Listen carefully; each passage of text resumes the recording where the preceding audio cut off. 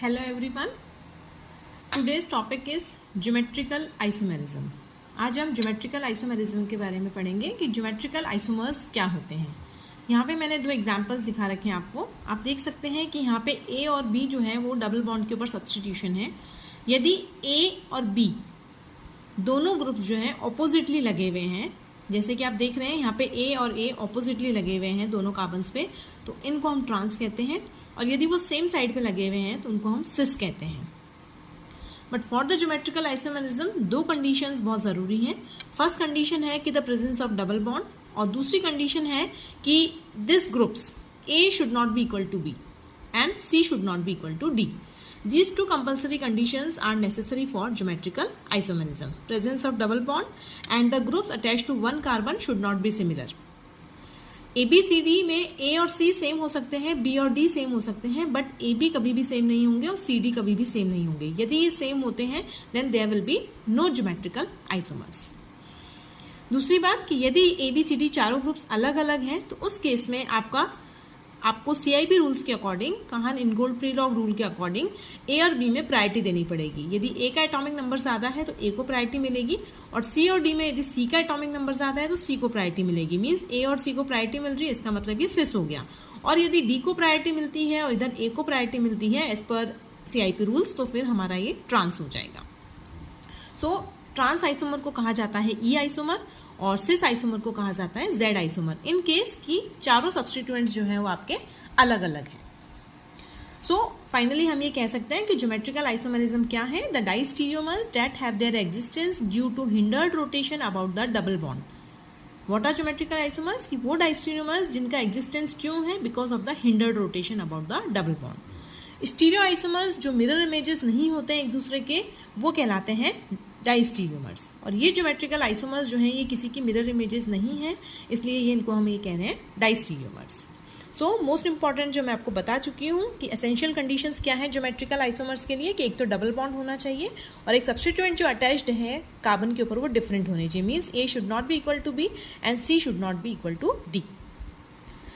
Isomers जो similar groups होंगे same side पे उसको हम सिस आइसोमर कहते हैं, और यदि isomers with similar groups on opposite side होंगे तो उनको हम ट्रांस कहते हैं। जैसा कि आप लोग देख रहे हैं, दिस इज सिस आइसोमर क्योंकि दोनों CH3 सेम साइड पे हैं और यहाँ पे दोनों CH3 ऑपोजिट साइड पे हैं, तो इसलिए हम इसको ट्रांस कहेंगे।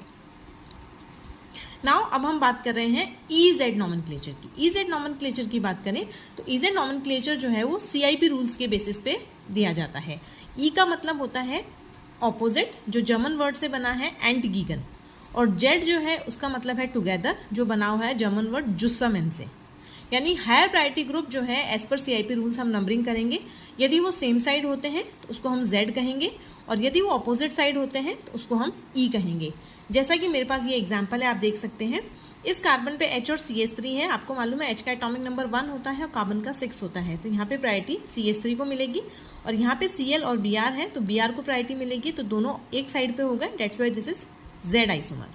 सिमिलरली इस एग्जाम्पल में देखिए यहाँ पे प्रायोरिटी मिल रही है CH3 को, यहाँ पे प्रायोरिटी मिल रही है Br को, तो इस केस में ये हो गए ट्रांस, मतलब E आइसोमर। नाउ हम नेक्स्ट एग्जाम्पल लेंगे जहाँ पे हमारे पास दो डबल बॉन्ड्स हैं, तो हम दोनों डबल बॉन्ड्स की नंबरिंग करेंगे। देखिए कैसे, सबसे पहले हम नंबरिंग करेंगे 1 2 3 4 5। देखिए यहाँ पे ये COH और H है तो इसको प्रायोरिटी मिलेगी, H और C है तो इसको प्रायोरिटी मिलेगी, यानी ऑपोजिट हो गए तो ये हो गए ट्रांस। सेकेंड केस में यहाँ H और C है तो C को प्रायोरिटी मिलेगी, और इधर H और CH3 है तो यहाँ C को प्रायोरिटी मिलेगी। इसका मतलब ये हो गया आपका E। तो इसका मतलब आपका क्या हो गया, 2 पे E हो गया और 4 पे आपका Z हो गया, तो 2E 4Z। और बाकी हमारा नॉमेनक्लेचर है 2,4 hexa dienoic acid. Now next example की हम बात करें, यहाँ आप देख सकते हैं किसको प्रायोरिटी मिलेगी। यहाँ कार्बन है, यहाँ Cl है, तो हमारा जो प्रायोरिटी है वो Cl को मिलेगी, और यहाँ पे H और CH3 है तो CH3 को प्रायोरिटी मिलेगी। इसका मतलब ये आपका हो गया दोनों सेम साइड पे, दिस इज Z। सो कोई भी एल्कीन जिसमें n carbon carbon double bonds होंगे तो वहाँ पे 2n cis trans isomers exist करेंगे। यानी यदि एक डबल बॉन्ड है तो 2 आइसोमर्स होंगे, यदि 2 डबल बॉन्ड्स हैं तो आपके उसके हिसाब से 2n हो जाएंगे। नाउ अब हम बात करते हैं क्यूमुलिन्स की। क्यूमुलिन्स क्या होती हैं? Cumulenes are polyenes with odd number of double bonds, यानी इवन नंबर होंगे तो आपका सिस ट्रांस आइसोमेरिज्म होगा, ज्योमेट्रिकल आइसोमर होगा। लेकिन यदि क्यूमुलिन्स की बात करें तो क्यूमुलिन्स में odd number of double bonds होते हैं जिसमें n ऑड है। तो जब n ऑड होगा फॉर इवन एलीन्स जो है वो बनते हैं, वो इनैंशियोमेरिज्म दिखाते हैं, जो हम नेक्स्ट क्लास में डिस्कस करेंगे। एलीन्स जो होते हैं वो इस तरह से होते हैं, C डबल बॉन्ड C, जिसके हम बाद में बात करेंगे। नाउ अभी हम बात कर रहे हैं जिसमें n जो है वो ऑड नंबर में है, यहाँ पे 1 2 3 डबल बॉन्ड्स हैं। इस केस में आपकी जो है वो क्या कहलाएंगे? ये ज्योमेट्रिकल आइसोमर्स दिखाएंगे। कैसे? देखिए, ये आपका sp2 sp sp और sp2, तो आप देख सकते हैं इनका इस तरह से आपका होगा, ये प्लेन है और ये प्लेन है और सेंट्रल प्लेन ये है आपका। तो आप देख सकते हैं ये दोनों प्लेन एक जैसे हो गए, डेट्स वाई यहाँ पे कौन सी आइसोमेरिज्म होगी? Cis trans isomerism.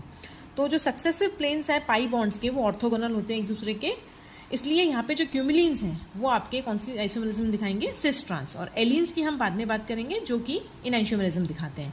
आप जानते ही होंगे क्यूमुलेटेड बॉन्ड्स क्या होते हैं। यदि हम बात करें, यदि कुछ इस तरह से है, ये कहलाते हैं isolated bonds, these are called isolated. यदि इसकी जगह हम ऑल्टरनेट की बात करें तो ये कहलाते हैं कंजुगेटेड बॉन्ड्स। और यदि हमारे कंटिन्यूस हैं विदाउट एनी ब्रेक तो ये कहलाते हैं हमारे क्यूमुलेटेड बॉन्ड्स। तो इसी बेसिस पे क्यूमुलिन इसका नाम पड़ा है। तो these are called cumulated bonds. So finally हम ये बात कर रहे हैं कि जो क्यूमुलिन्स हैं यानी नंबर ऑफ डबल बॉन्ड्स बढ़ते जाएंगे, तो यदि इवन नंबर में है तो वो एलीन्स के जैसे होंगे, तो वो इनैंशियोमेरिज्म दिखाएंगे।